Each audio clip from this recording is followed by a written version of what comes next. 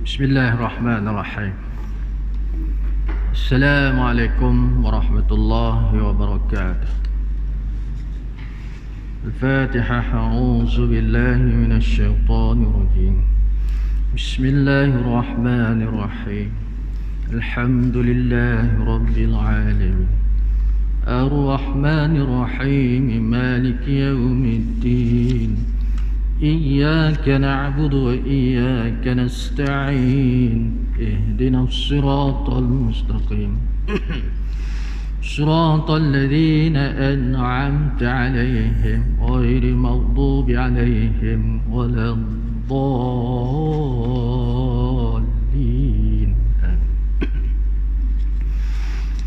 رب اشرح لي صدري ويسر لي أمري wahlul 'uqdatam min lisani yafqahu qawli. Subhanaka la 'ilma lana illa ma 'allamtana innaka antal 'alimul hakim. Wala hawla wala quwwata illa billahil 'aliyyil 'azim. Allahumma shalli 'ala sayyidina Muhammadin nabiy ummi wa 'ala alihi wa sahbihi ajma'in. Amma ba'd. Alhamdulillah, muslimin muslimat yang dirahmati Allah Subhanahu wa taala. Biasa marilah kita merafakkan rasa syukur kepada Allah Taala kerana masih lagi diberi kita kesempatan, diberi kita kekuatan, kesihatan dan juga umur yang panjang setakat. Mudah-mudahan dengan taatnya kita laksanakan segala titah perintah Allah dan juga segala suruhan baginda Rasulullah sallallahu alaihi wasallam, meninggalkan segala larangan Allah dan juga larangan baginda Rasulullah sallallahu alaihi wasallam. Mudah-mudahan akan ditambahkan lagi nikmat kuat, nikmat sihat dan juga nikmat panjang umur insya-Allah. Alhamdulillah, dengan inayahnya, dengan qudrah dan iradatnya, dengan taufik dan hidayahnya, maka dapat usul lagi kita pada temuan ini. Ya, apa khabar semua? Syak ya? Alhamdulillah. Tu nikmat yang paling besar lah tu. Alhamdulillah, nikmat yang besar itu kesihatan kita manfaatkan sebaik-baik manfaat, lain tak lain iaitu selalulah datang ke rumah Allah Taala. Baik, di luar sana masih lagi hari ni cecah 5,000 lebih lagi. Malah angka yang paling tinggi lah. Itulah fenomena kita tak tahulah bila akan reda tu. Jadi yang pastinya kita lah kena jaga kita lah dengan SOP-nya. Mudah-mudahan dapat lagi lah untuk berjemaah, dapat lagi untuk mari dengan kuliah. Tak? Kalau tidak, habis lah. Berjemaah pun tak boleh, apatah lagi nak kuliah. Surah tak boleh dah, masjid je tinggal.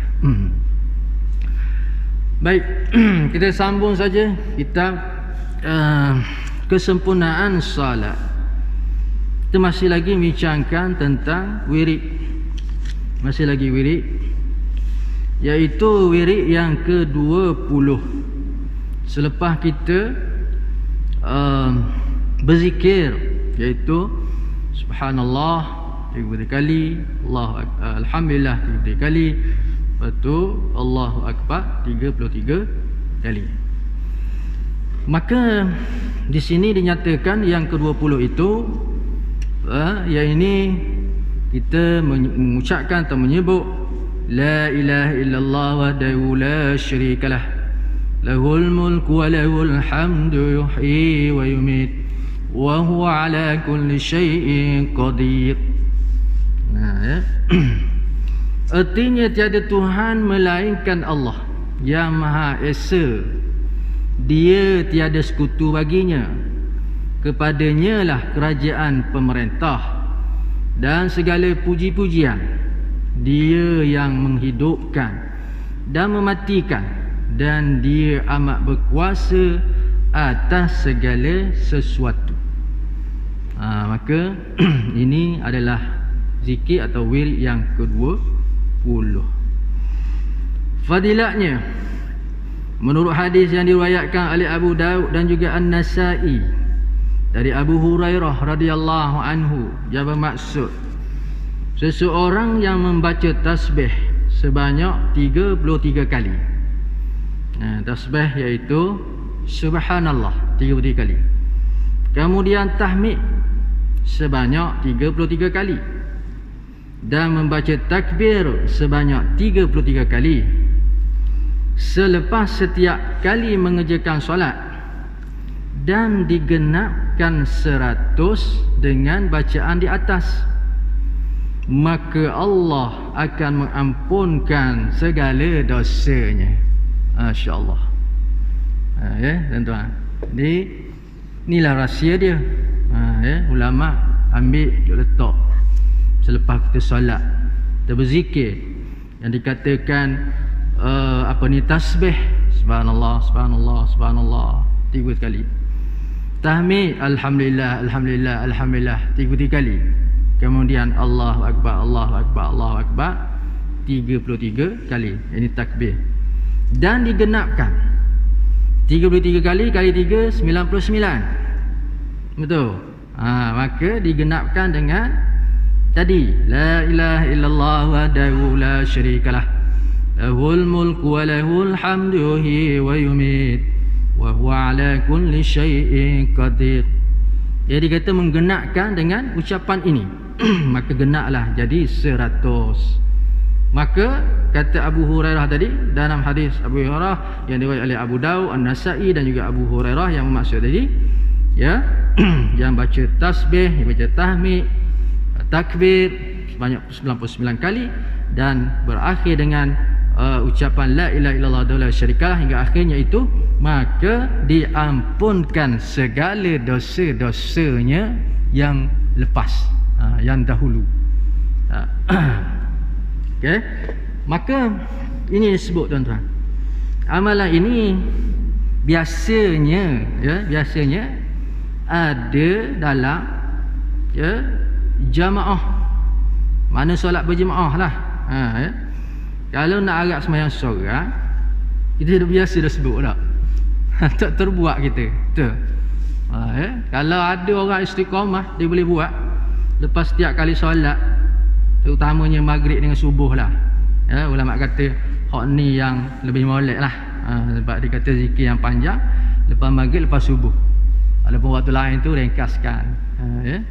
Tapi tak tinggal 33 kali dan kita tahmid, tasbih dan juga takbir, diakhir dengan la ilaha illallah wa la syarikalah. Ada orang boleh istiqamah, maka dia cukup baiklah dalam kehidupan. Tak mampu kita, tuan-tuan. Biasanya kalau sembahyang solat memang out teruslah. Kadang-kadang doa pun tak ada. Doa pun tak ada. Tak. Jadi berjemaah kita ada. Ya, imam akan buat, imam akan baca. InsyaAllah kita akan ikuti bersama imam. Di masjid ataupun di surau ada. Tapi yang tahu dia akan mengikuti. Orang yang tahu kelebihan, macam malam ni kita tahu kelebihan. Rupa-rupanya besar kelebihan dia, sehingga diampunkan segala dosa-dosa yang lalu. Besar lah tuan-tuan. Maka dia ambil peluang ini, dia akan ikut. Ada orang walaupun dia sembahyang jemaah, kadang-kadang lepas beri salat tembus lari. Tak ada nak wiri, tak ada nak zikir, ya. Sedangkan tak ada apa pun, balik-balik lebih kuat duduk depan TV. Nak baring-baring, duduk main dengan anak, itulah rugi tuan-tuan. Baik, seandainya imam tak buat, maka kita boleh buat bila selepas solat fardu itu sendiri. Barangkalian waktu maghrib ada kuliah, ada tempat, dia ringkaskan wirid itu. Selepas ayat tu kursi saja kadang-kadang tak dah nak tahmid tahmid ataupun yang tekan takbir tadi dia tak ada, kita boleh buat selepas ba'diyah. Solat maghrib, ba'diyah maghrib, kita duduk sambil-sambil dengar kuliah, dengar ceramah mungkin, maka kita duduk tu kita bacalah zikir itu, Subhanallah. Alhamdulillah. Allahu Akbar. Tak lama tuan-tuan, 5 minit je pun. 5 minit saja kita dapat menghabiskan zikir ini. Berbanding dengan waktu yang cukup panjang Allah beri kepada kita. Kadang-kadang bila kita fikir, kita muhasabah, kita cek balik waktu-waktu yang kita habiskan, kita banyak sekarang ni pada apa? Pada gadget lah. Tengok WhatsApp tak? Tengok WhatsApp, tengok YouTube, kadang-kadang berjam-jam. Tak? Bila kita cek balik, inilah rugi tuan-tuan. Tapi kalau tengok YouTube ceramah-ceramah, okey lah. Tak, ni tengok macam-macam dalam tu. Masya Allah, hari ni tuan-tuan. Ramai orang tertipu, orang lalai menghabiskan waktu yang kata berharga itu dengan ruang-ruang ataupun perkara-perkara yang tak faedah tadi. Jadi apabila kita fikir, inilah peluang terbuat. Baik, kemudian yang ke-30 yang ke-23 tadi, yang ke-20 ini yang ke-21. Ya ini ke-22, yang seterusnya ke-23. Tadi yang ke-22, sekarang ni ke-23. Apa pula selepas la ilaha illallah wa la syarikalah hingga akhir? Kemudian kata ulama dalam kitab ini, dia kata sebutlah, ucaplah wala haula wala quwata illa billahil aliyul azim. Artinya tiada daya dan kekuatan melainkan dengan daya dan kekuatan Tuhan yang maha tinggi, lagi maha agung. Wala haula wala quwata illa billahil aliyil azim. Ini adalah kalimah ucapan, disebut juga kalimah ucapan dalam bentuk penyerahan diri kepada Allah Azza wa Jalla sebulat-bulat. Ini orang yang selalu mengamalkan, maka dia adalah hamba yang orang kata sentiasa tawaduk. Yang dia kata hamba yang rendah diri, sebab dengan ucapan ini dia boleh buang sifat-sifat angkuh, sombong, takabur dan sebagainya. Kalau dia menyebut dengan setuluh hati, kemudian faham akan maksud itu, maka dia boleh yang dikatakan tadi, boleh buang sifat-sifat keji dalam diri seorang. Maka fadilatnya pula, antara fadilat kalimah-kalimah ini ialah untuk menolak 99 pitu bala, atau untuk menyembuhkan 99 jenis penyakit. Sekurang-kurangnya dia akan menghilangkan rasa duka cita, mengikis sifat-sifat tercela, menghindari dari tipu daya syaitan dan gangguannya. Tidak kurang hebatnya tuan-tuan, kalimah wala haula wala quwata illa billahil aliyil azim tersebut. Maka disebut tadi, pertama menolak 99 pintu bala. Ujian-ujian, bala ni dalam bentuk ujian-ujian. Ada bala kecil, ada bala besar. Macam-macam tuan-tuan. Maka insya-Allah dengan ucapan ini Allah Taala mendindingi kita. Ada halangan untuk kena bala-bala ini ataupun ujian-ujian atas diri kita. Hari ini saya kira lah tuan-tuan, banyak sangat ujian. Semua orang hari ni terutamanya berhadapan dengan COVID. Berhadapan dengan COVID. Ada satu surah tu, setiausaha dia telefon, kena dah surah hamba dia kata. Kena dah, habis kena swab test, kena test. Dan dia pun kata buat juga, kena juga. Dah kena kuarantin dah 10 hari. Dan diikuti dengan 10 orang pula jemaah. Yang terbaru dia hantar. Petang ni baru hantar tuan-tuan. Tempat hamba pergi kuliah juga, suruh dia tempat dia hantar lah. Kata nak macam mana, banyak sabar lah. Itu dia tuan-tuan. 10 orang. Dia akan berterusan lah, pas orang. kontak rapat dia panggil. Maka kena buat ujian test tu. Jadi ini ujian, ini juga betul bala. Taklah betul bala. Jadi ujian-ujian bala ni terutama disebut bala apabila banyak kemaksiatan. Dosa-dosa yang dibuat oleh manusia atas muka bumi. Tapi kalau lah sekiranya manusia tu okey, tak ada buat jahat, maksiat, dosa dan sebagainya, mari juga. Itu disebut ujian. Nak melihat tahap keimanan, melihat akan kesabaran seorang itu menghadapi ujian Allah Ta'ala. Bila sabar, redha, maka diangkatkan darjatnya, diampunkan dosanya. Macam sakit-sakit lah. Sakit memang ujian Allah. Pertama Allah tengok bagaimana kesabaran kita. Setahu mana kesabaran, ya? Maka kalau sabar, tingkatan diberi kepada, darjat diberi. Dan di samping itu dihapuskan dosa-dosanya. Itu setengah lah, setengah orang-orang yang ngaji ilmu, kalau mudah sebutnya hari ni ilmu tasawuf lah. Ilmu tasawuf ni dia kata sakit ni adalah satu nikmat pula. Apabila kita tengok, ya betul mu ni, sakit nikmat. Orang nak lari belaka sakit, tiba-tiba muka bawah nikmat. Nikmat dalam bentuk tadi lah. Kita tengok dua lapis. Kalau tengok selapis memang tengok lapis berat. Napahnya sakit itu, sakit ini berat. Tapi tengok dua lapis macam tadi. Apa dia? Dia mendekatkan diri seorang itu. Dia akan bagi kesedaran. Dia rasa nak berjumpa dengan Allah. Bila? Waktu-waktu yang disebut tengah malam, waktu duha, lepas sembahyang. Mungkin sebelum ni tak ada duha, sebelum ni tak ada bangun malam, sebelum ni tak ada zikir, tak ada, sibuk semua. Baca Quran tak ada, doa pun tak ada.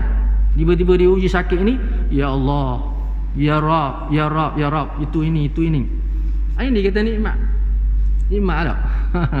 Itu pelik tuan-tuan.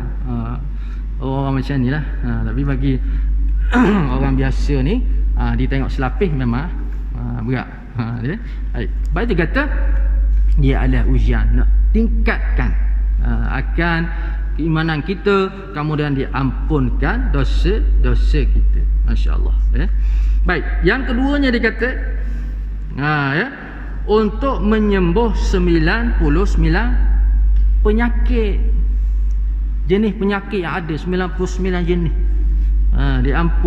disembuhkan oleh Allah Subhanahu Wa Taala dengan izinnya, biiznillah, dengan izin Allah Taala. Maka sembuhlah dengan ikhtiar kita. Kena ikhtiar. Jangan orang kata serah bulat-bulat, tak boleh. Ada orang kata Covid mari ni, takut Covid pada Tuhan. Takut Covid lebih daripada Tuhan tau. Komplain lah pasal tak rapat sah lah dan sebagainya, macam-macam. Itu telah diputuskan oleh fatwa. Fatwa dah putus dah. Bagaimana kita mencegah penyakit itu, bagaimana Nabi sebut tu, bila ada penyakit jangan pergi tempat tu. Kalau kena kawasan tu jangan keluar. Itu kaedah yang diajar oleh Nabi sallallahu alaihi wasallam. Tak boleh kata takut makhluk. Covid-Covid ni makhluk daripada Tuhan yang esa. Umpama mudah aja, tengah jalan ada harimau, ada singa. Pergi lalu dah. Mesti kita lari. Itu lari tu maksudnya cegah. Kata pula pada masa itu kita kata ke dia, mu takut singa, besar daripada Tuhan lagi. Ya lalu nyengaknya. Sama juga ketika terbakar, rumah terbakar, bilik terbakar, kita duduk di situ, kita lari lah, membawa ke pintu, membawa ke tingkap. Pasal apa? Nak melamatkan dia. Dah takut ke Tuhan, takut ke api. Kalau mu kata takut Tuhan, duduk lah. Duduk dalam api tu, habis lah tu. Terbakar. Itu kaedah dia, mudah kita faham dah. Baik, tadi dihilangkan rasa apa ni penyakit tadi sebanyak 99 dengan izin Allah. Ya. Ada orang diuji dengan sakit sekejap. Kita tengok hari ni hok kena covid dah, kena covid orang kata positif lah orang kata tak. Ada sekejap je. Kuarantin sekejap. Ataupun memang kita tengok tu, sembuh tu, beribu-ribu tu. Pada mulanya dia kena juga. Tapi dengan izin Allah Ta'ala dia beri kesembuhan. Mungkin dia seminggu, mungkin 2 minggu, mungkin dia sebulan. Sembuh lah dengan izin Allah. Dah mati tu ajar, tak apa masa. Allah Ta'ala nak beri sembuhan, berakhirnya kematian. Itu kena faham tu. Baik. Jadi apabila kita faham, maka inilah sebagai hamba tadi. Barulah ada semua tahap kesabaran, tahap redha kepada Allah SWT di samping kita usaha. Jadi kalimah-kalimah, ucapan-ucapan, bacaan-bacaan ini ia adalah salah satu daripada ikhtiar manusia lah. Dalam bentuk doa, doa kan ikhtiar dalam bentuk doa. Jadi ada zikir-zikir tuan-tuan dalam bentuk doa. Zikir itu doa. Antaranya tadilah wala haula wala quwata illa billahil aliyil azim. Baik, kemudian disambung lagi kelebihannya iaitu menghilangkan rasa duka cita. Ini pun satu benda dalam kehidupan kita ni dia nak lari. Dia kata rasa duka cita, rasa kecewa, rasa hiba, mana lagi dalam benak, dalam fikiran, dalam hati kita. Hak ni memang duk main semua. Dalam hari tu adalah sifat duka cita.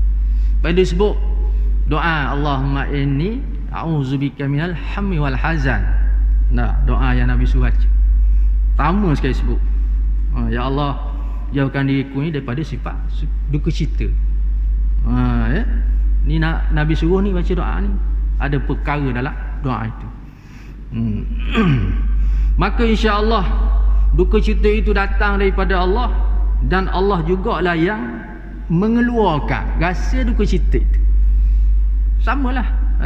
Wala haula wala quwata illa billahil aliyil azim. Tak ada ya Allah bagi aku ni kekuatan, melainkan dengan daya dan kekuatanmu. Mu hak mari, kemudian mu jugalah hak boleh lepas, boleh keluar. Ramai di kalangan manusia hari ni yang bertimbung-timbung masalah membawa kepada duka cita, tak nak keluar dia, tuan-tuan. Sehingga stres yang kata membawa kepada kemurungan. Akhirnya tahulah, akhirnya orang kemurungan ni tahulah akhirnya tu bahaya, tuan-tuan.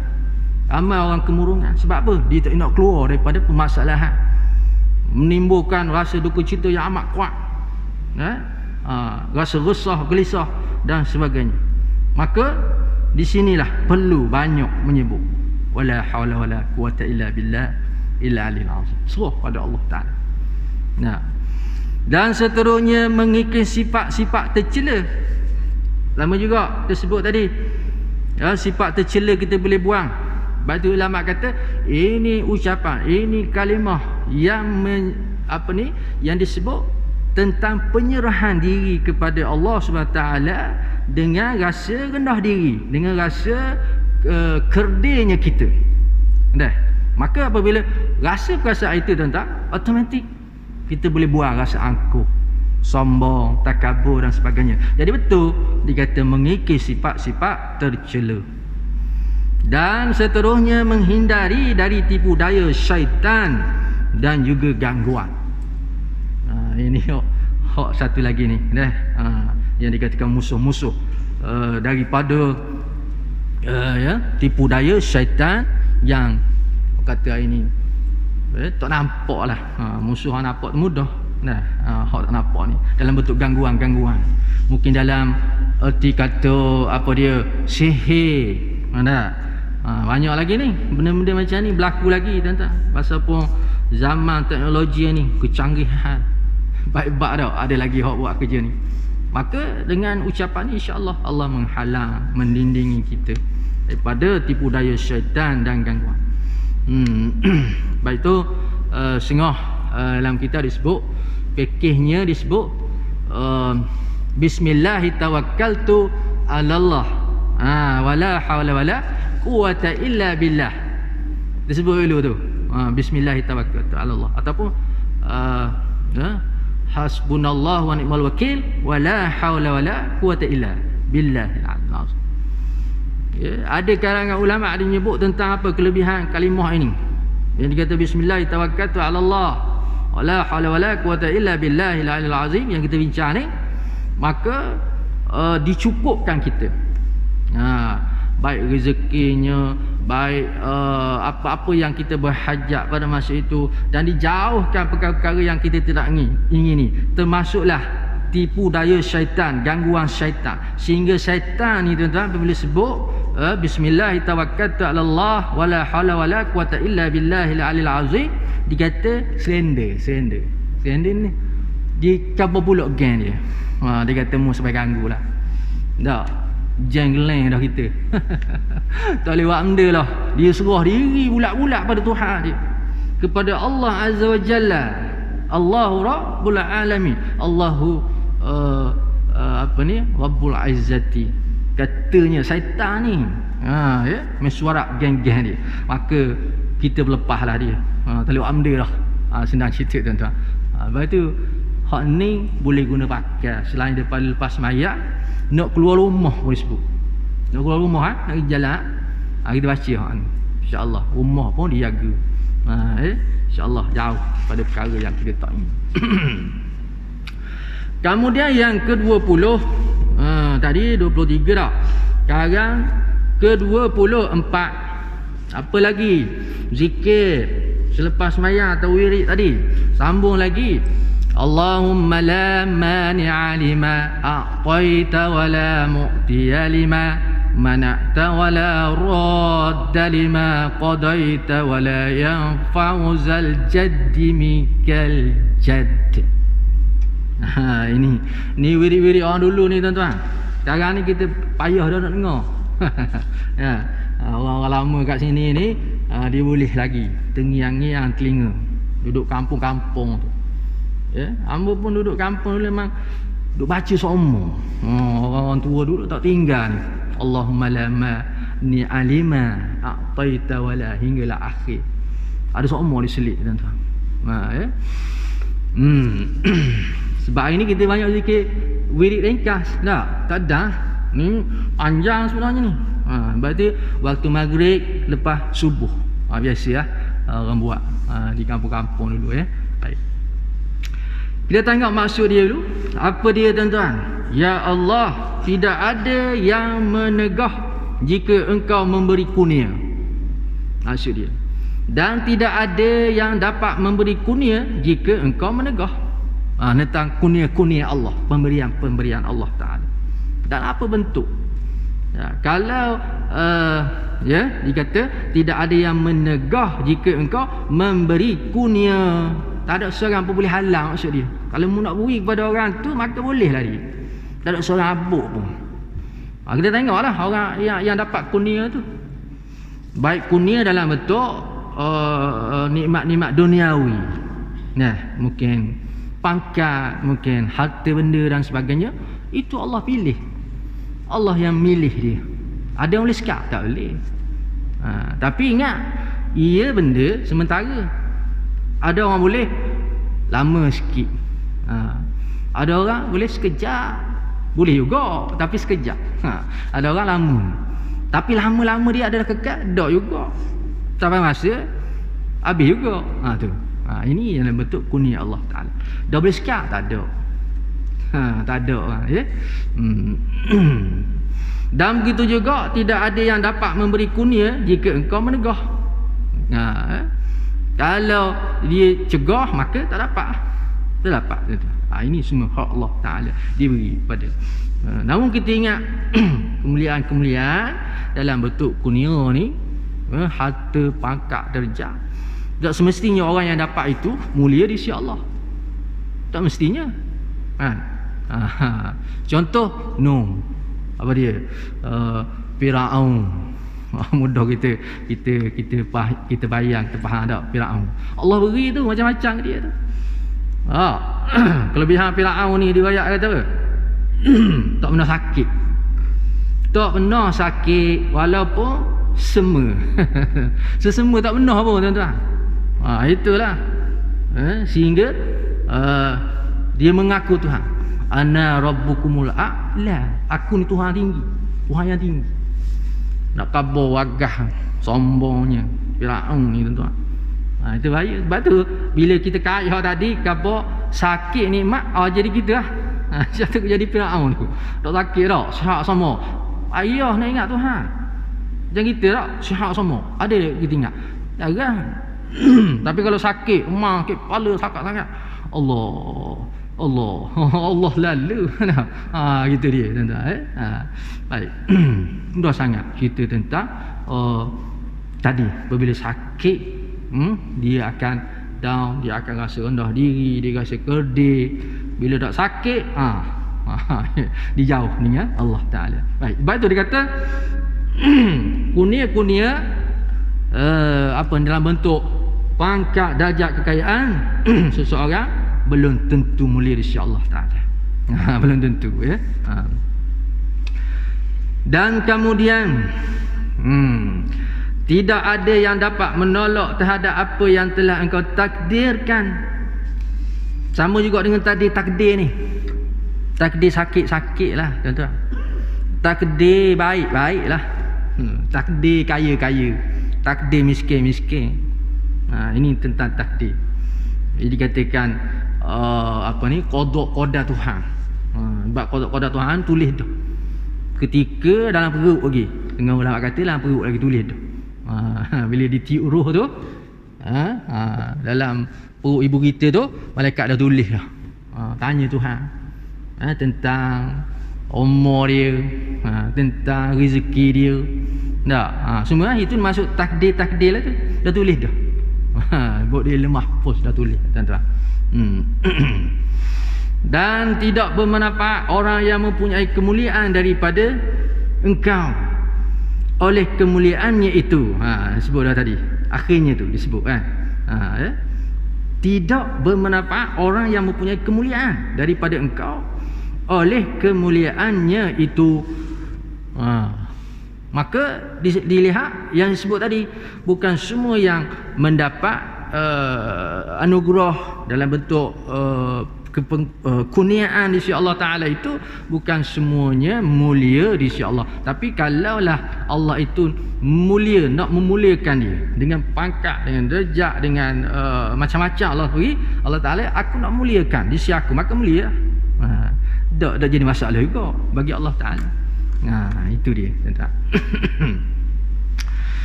Baik, fadilatnya menurut hadis Mughirah yang diriwayatkan oleh Al-Bukhari, bahawa kalimah-kalimah tersebut sering dilafazkan oleh baginda Rasulullah sallallahu alaihi wasallam selepas mengerjakan solat. Nabi saya sebut. Hadis riwayat oleh Bukhari. Hadis Mughirah kata apa dia? Ulang lagi. Allahumma la mani'a lima a'taita wa la mu'tiya lima mana'ta wa la radda lima qadaita wa la yanfa'u zal jaddi mikal jadd. Bunyi kau baru dengar memang rasa pelik tak? Rasa macam ke payah je tak? Ya? Payahlah memang kalimah ni agak sukarlah, tapi kalau biasa dengar dah lalu sebut, insya-Allah dia mudah.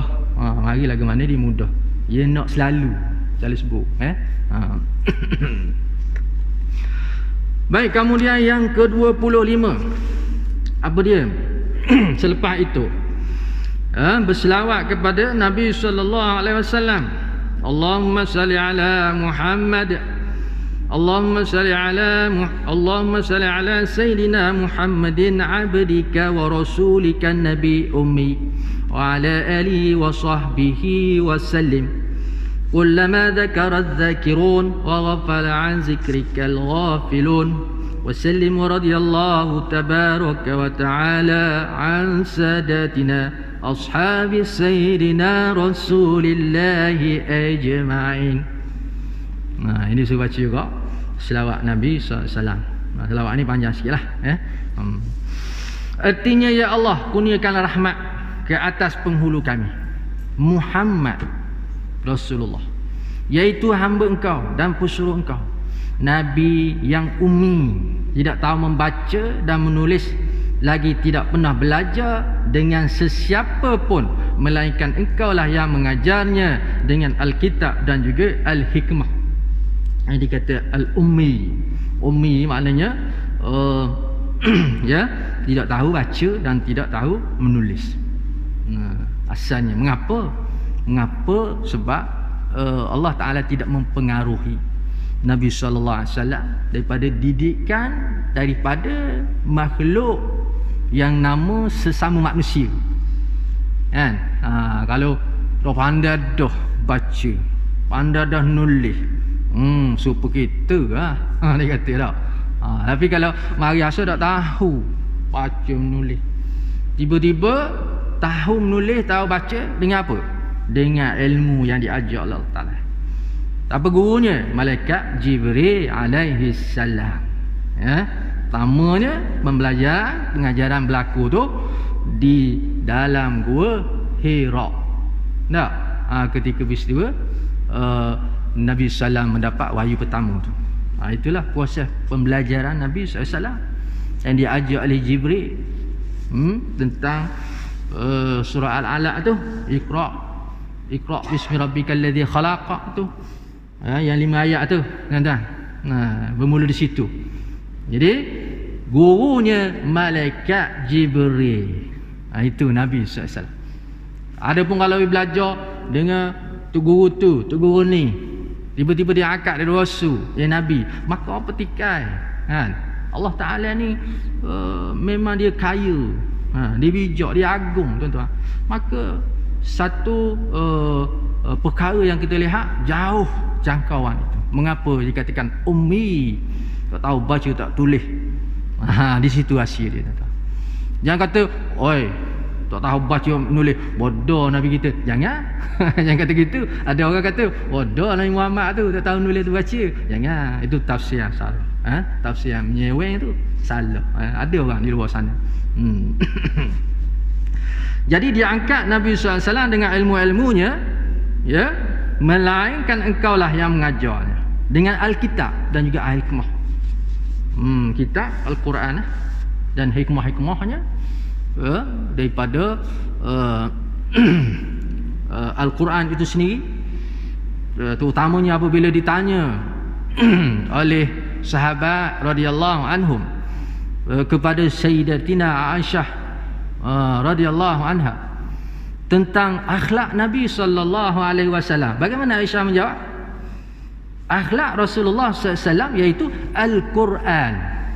Betul, tuan-tuan? Dalam hadis sahih kita, akhlak Nabi, maka dia nampak Al-Hikmah itu merangkumi aspek-aspek kepribadian ataupun keluhuran, kemunian dalam jiwa Nabi sallallahu alaihi wasallam, apa-apa juga kata A to Z lah, semua ya dalam Al-Quran itu, dan itulah akhlak Nabi sallallahu alaihi wasallam. Tuan-tuan. Kemudian kurniakanlah rahmat ke atas ahli keluarganya serta para sahabat. Selain daripada Nabi, maka kita ucap juga kepada keluarganya dan juga para sahabat. Ini setengah ulama besar dikata, kan, kalau kita baca Quran, biasa kita sedekah pada mak ayah kita tak? Mak ayah kita lah sedekah, ataupun aku hadiah pahala baca Quran ni mak ayah, dia hak telah mati lah biasa, ataupun saudara mara hak telah mati. Kita lupa baginda Rasulullah SAW. Rugi sangat, kata dia. Selain pada Rasulullah SAW, keluarganya, seri-seri, sahabat-sahabat, ya, barulah pergi kepada apa dia, mak ayah kita ataupun saudara kita yang dekat. Dan yang lupa, al-ahya'i minhum wal amwat. Siapa dia? Sekalian muslimin muslimat, mukminin mukminat. Al-ahya'i minhum wal amwat, sama ada dia masih hidup ataupun yang telah mati. Bayangkan tuan-tuan, apabila kita sedekah Terus hadiahkan. Dan kita ucapkan mula Nabi sallallahu alaihi wasallam berakhir dengan sekalian muslim-muslimat, mukmin-mukminat yang masih hidup ataupun telah mati. Ramai mana tu pahala yang kita dapat balik.